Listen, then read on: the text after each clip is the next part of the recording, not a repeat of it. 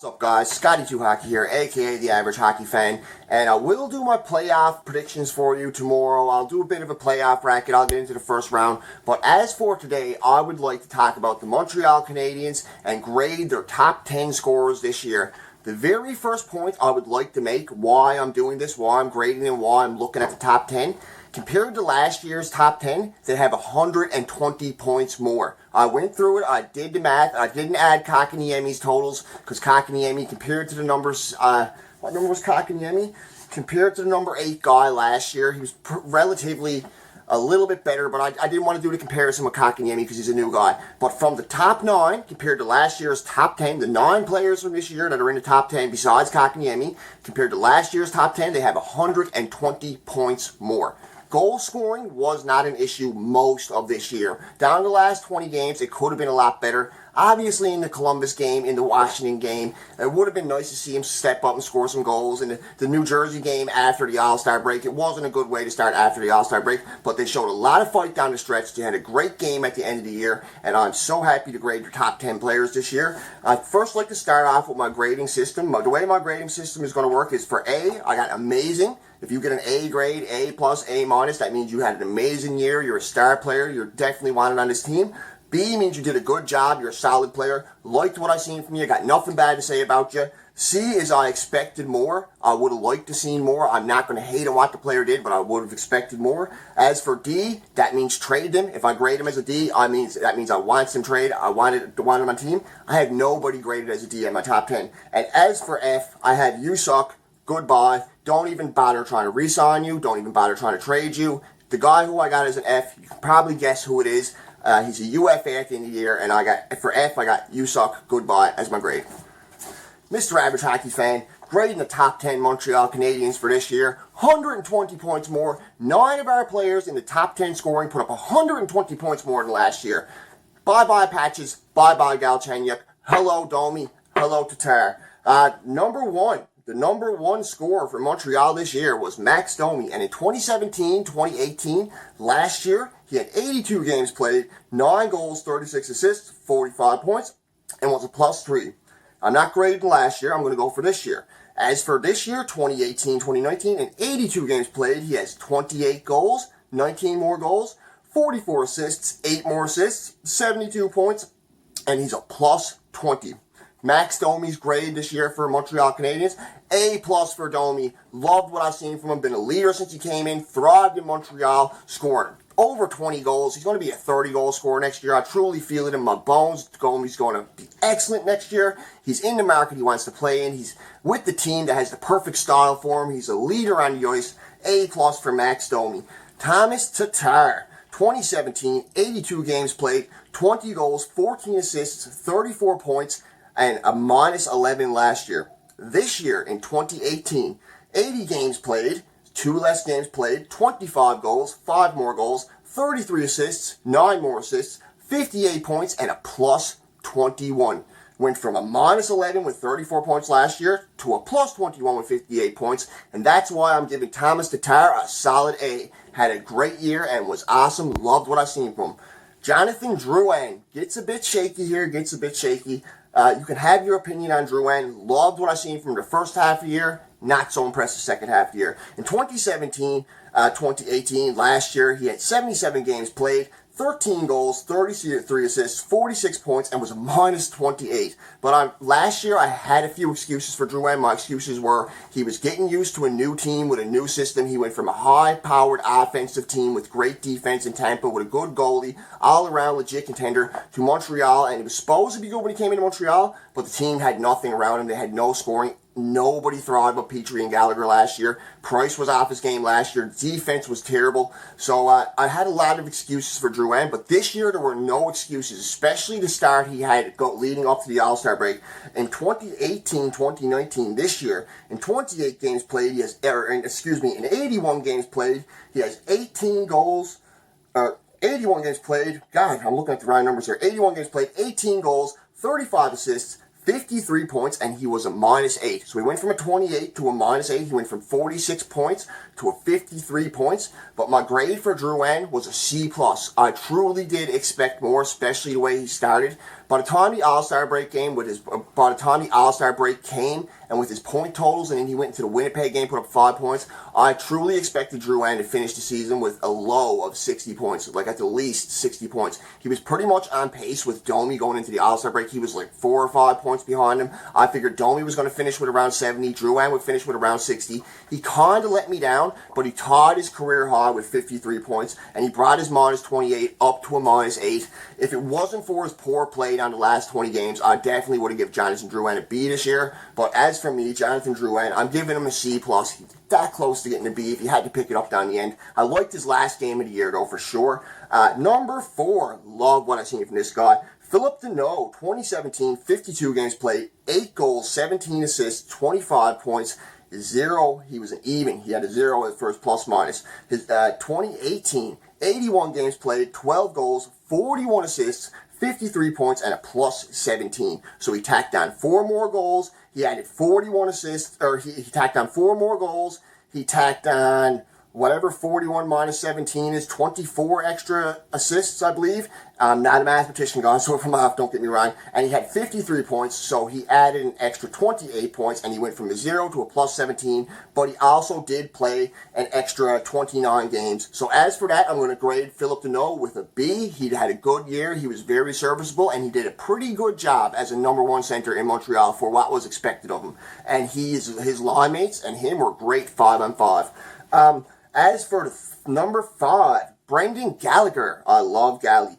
Gally, 2017, 2018, 82 games played, thrived last year, thrived this year, 31 goals for Gally last year, career high, 23 assists for Gally last year, 54 points. He was a minus 13. Wasn't his fault, though. The team is terrible. You're going to be a minus player when you're getting outscored every game because you're going to be on the ice for goals against. 2018, 2019, Gally this year, another 82 games played, been there the whole way from beginning to end. I think if it wasn't Weber, I would have gave Gally to C, but I totally agree with giving Weber to C. 2018, he had 82 games played this year. He had 33 goals, a new career high for Gally, thriving again, 19 assists, 52 points, and a plus 10. Yes, he had 2 points less than last year. I know he had 2 points less than last year, but there was a lot of players to share the puck with this year. There was a lot of things, and it dependently killed. The power play really, really sucked this year. He couldn't get nothing going on the power play.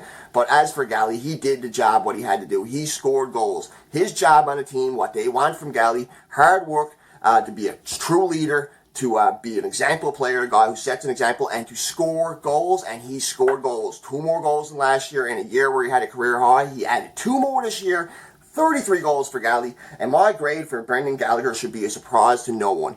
A. It would have been an A+ if he had to pass his totals from last year. If he had to get over 54 points, 100% would have been an A+, but the fact that he had 2 points less than last year, even though he had 2 more goals than last year, I had to give him an A. As for number 6, Andrew Shaw, 2017, 2018, 51 games played, 10 goals, 10 assists, 20 points, minus 8. And I'm not going to lie, guys, coming into the beginning of this year, Andrew Shaw was a guy I wanted to see get traded. Not because I didn't think he was a good player. It's because of the attitude thing. I thought he was taking dumb penalties. He was offsides for a few calls last year that went against the Habs where he had goals turned back. And he interferes with the goalie a lot. Victor Mete's first ever NHL goal got taken away because Andrew Shaw interfered with the goalie. And he's just known as being a greasy player, and I didn't want that on the team. But he completely redeemed himself after being a healthy scratch. 1 or 2 games at the beginning of this year, if I'm not mistaken, I believe it was 2 games. He totally redeemed himself. He came out with a whole new style. He was still gritty. He was still greasy, but he wasn't taking dumb penalties. He wasn't interfering with the goalie. He was going to the right spots, and he was playing better hockey than I've ever seen Andrew Shaw play. Andrew Shaw, last year, he had 20 points, like I said. This year, 2018, 63 games played, 19 goals, 28 assists, 47 points, career highs across the board for Shaw, plus 17, and his grade, I'm giving him a B. I absolutely love what I've seen from Andrew Shaw, good, solid player all around. Number 7. Number 7 is one of my top 3 MVPs for the year. Jeff Petrie, last year, in a year where he absolutely thrived and was the only good guy on the D-Corps, after Weber went down, obviously. 82 games played, 12 goals, 30 assists. He had a career-high 42 points last year. He was a minus 30. This year, he has another career high. He has 82 games played, 13 goals, 33 assists, a new career high of 46 points, and he was a minus 5. Jeff Petry's grade for me should be a surprise to nobody. He's one of my top 3 MVPs this year. A+ across the board for Petry. Excellent in Weber's absence and still thrived when Weber came back. He's an excellent number 2 pairing. For a second pairing defenseman, if you got a guy like Jeff Petry on your second pairing defenseman, you should be good. The only problem with Petry is he didn't have a consistent partner this year. A bit of Riley in, a bit of Folan in. They even had Ben playing with him at some point. Petry needs a consistent consistent partner, excuse me. Jesperi Kotkaniemi, there's no one to compare him against last year, and there's no season for him last year. This is his first season. So in his first season, he had 11 goals in 79 games played. He had 23 assists, 34 points, and was a +1. And for the youngest player in the league, a guy who everybody thought was going to end up playing in Finland this year and not come to Montreal last year, he thrived. He had 11 goals. It's the first time since the 70s 3 of the top 3 picks all came into the league and had 30 points. Kotkaniemi gets an A for me playing center as an 18-year-old, youngest player in the league, and he's getting physical. I'm liking how physical he was getting down the stretch. Shea Weber, number 9, even though he played about 25 games less. Shea Weber in 2017, he had 26 games played, 6 goals, 10 assists, 16 points, -8. He missed a lot because of injury, clearly. And 2018, Shea Weber, 58 games played, 14 goals, 19 assists, 33 points, and a +15 for Shea Weber. My grade for Shea Weber, coming back and not missing a beat, should be a surprise to nobody.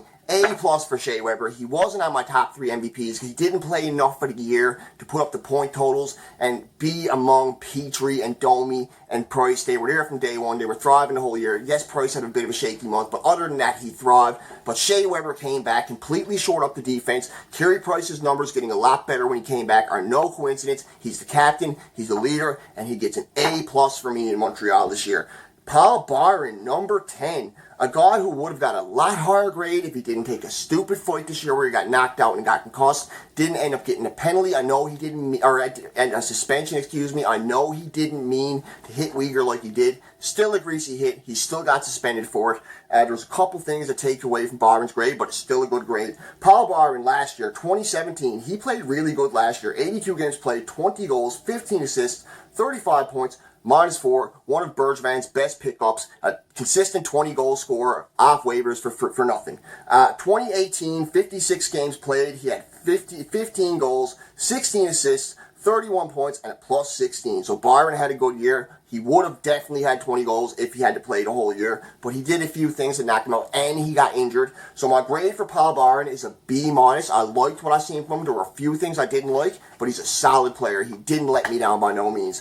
As for the goalies, I'm going to start off with the guy who should be a surprise to nobody, Carey Price, 2017. Last year, his worst season statistically. He had 49 games played, 16 wins, 26 losses, 7 overtime losses last year. Barely scraped the 900 save percentage, had a 3.11 goals against, and had 1 shutout. This year, he totally redeemed himself and shut all the Price haters up. 2018, 66 games played, tied his career high, 35 wins, 24 losses, 6 overtime losses, .918 save percentage, and 2.49 goals against, and he's top 5 in wins in the league this year. And his grade should be an absolute surprise to nobody. He was my number 1 MVP for the team this year. He was the team's number 1 MVP. He got the Molson Cup End of Year award. A+ across the board for Carey Price. Actually, excuse me, A+++++. Go Price, go. And the last guy, I don't even feel like I should mention him, but I had to have an F on this list. I'm telling you the grade before I even list him. Anthony Niemi, 2017, 17 games played, 7-5-4, .929 save percentage, 2.46 goals against, 1 shutout, looking like an awesome backup going to come into next year. Started off this year really good, but when he did come into this year, nothing but a letdown after his first 5 games. The first 5 games was solid. After that, nothing but a letdown. 2018, 17 games played. He was 8-6-2. He had 0 shutouts this year. A great first 5 games, which got him to 8-6-2 record. After that, it was all downhill, especially after the All-Star break. He started 2 games, and they were absolute letdowns where he let 3 goals in on less than 10 shots each game. And pretty much, I'm going to say, Niemi and power play cost us the playoffs. If he had to win one of those games, those were 2 extra points. Could have made a huge difference. .887 save percentage this year for Niemi, 3.78. So his save percentage massively dropped. his 3.78 goals against, but yet he has one more win, shows how good the team was in front of him. His numbers massively plummeted. His goals against went up by over 0.50%. His save percentage went down by over 0.30%, and he still has one more win. Shows how great the team was in front of him. So that's my player grades for the top 10 for my 2 goalies. I would have did the whole team, but I'd be here all day. It would be about a half-hour video, and I'd have to go into detail on new guys and who got moved out, and guys like Agostino and Chapu, because they did play games. I couldn't go into the whole team, so I did the top 10, and I hope you guys enjoy this video. I will have a Stanley Cup playoff prediction video out tomorrow. I'm trying to get a whiteboard together. I'm trying to get it a bit more detailed.